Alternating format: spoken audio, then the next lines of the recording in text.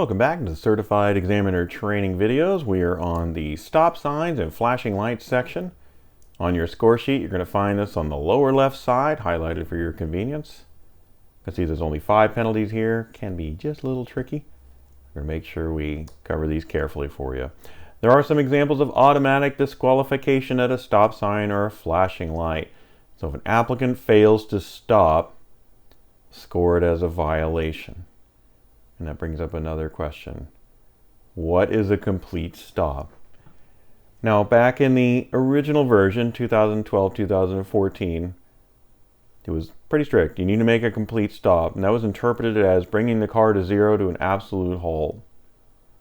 In the 2021 update, it has been softened a little bit. And it does state, if the scenery stops even for just a brief moment, do not score it as a violation. So they don't need to settle the car and count to 3. They don't need to do that. Now, you can advise your students to do this by all means, so that there's no question that it was a complete stop.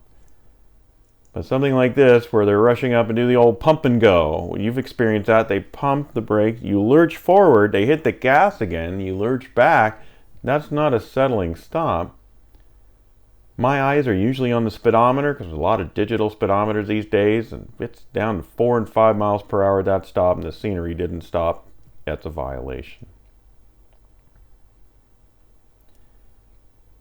Another automatic disqualification, if you have to intervene verbally or physically to avoid an imminent collision, score it as a dangerous action.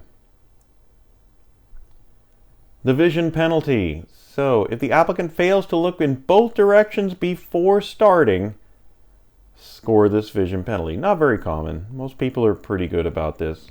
Don't score it very often. Remember, you only score this when going straight from a stop sign or a flashing red light. If the applicant is turning, you score this under left or right turns vision, which is a 6-point penalty. So if they're turning, there's more danger, higher point deduction. So vision if they don't check both ways before going straight from a stop sign or flashing red light. Next up, the second stop error. There's a couple of different scenarios for this. Want to make sure you get these covered. So if the applicant fails to make a second stop or fails to edge out slowly when needed. So if they just bolt off the line without looking, right? The view is obstructed, an additional stop is needed to observe for cross traffic or to yield right of way, and they just bolt off the line, you're going to score 2 stops. It's hard to see, and you really should have looked and done that a little more carefully. A second stop was necessary, or edging out slowly would have been an acceptable alternative to that. You're legally required to make one great stop, and then you'll need to crawl out for safety. The danger potential is what we're scoring here.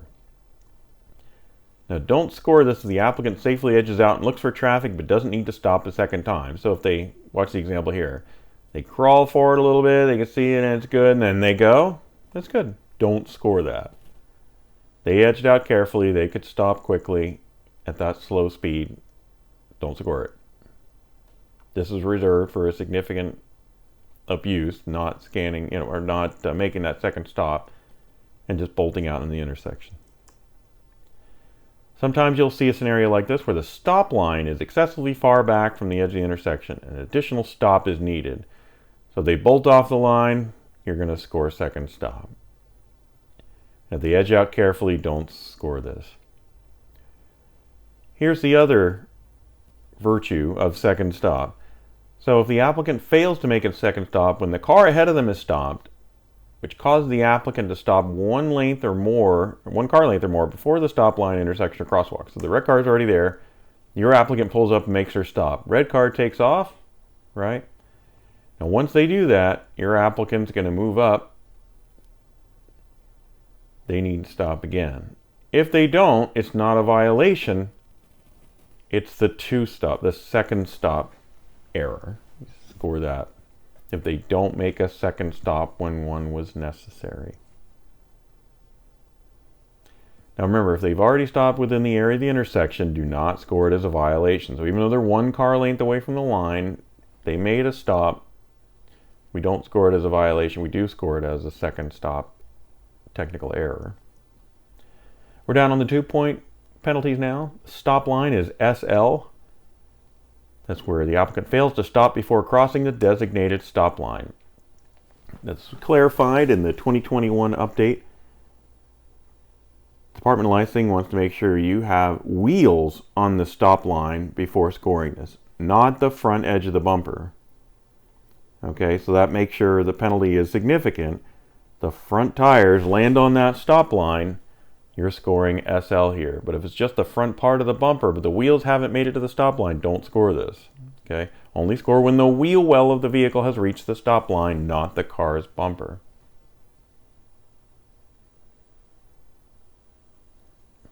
Now, a crosswalk is the one next to that. This is failing to stop before entering a marked crosswalk, not the unmarked one. Now, you see they've also crossed over the stop line as well, but you're only scoring the last one that occurred. So you're only scoring when the wheel well of the vehicle has reached the crosswalk, not the car's bumper. In this case, the wheel well has crossed it. And again, if there's a stop line and a crosswalk at the same stop sign, score only the last applicable error, not both. So only score a crosswalk here.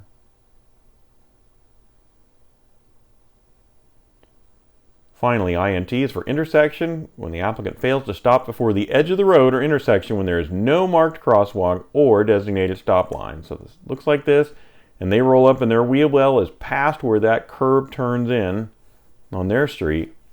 They've gone out of the intersection to make their stop. You score it as INT.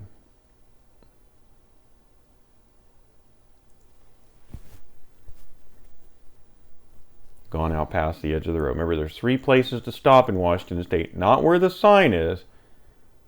So the sign has nothing to do with it. It tells you you must stop at the intersection, but it doesn't tell you where to stop. That's what the stop line, marked crosswalk, or the edge of the road do. All right. If there's a stop line and a marked crosswalk, but you only go into the intersection, right? Applicant also goes in the intersection, score only intersection. So if all 3 are present and they go out in the intersection, just score intersection. That's it for stop signs and flashing lights. Next up is traffic signal lights. See you then.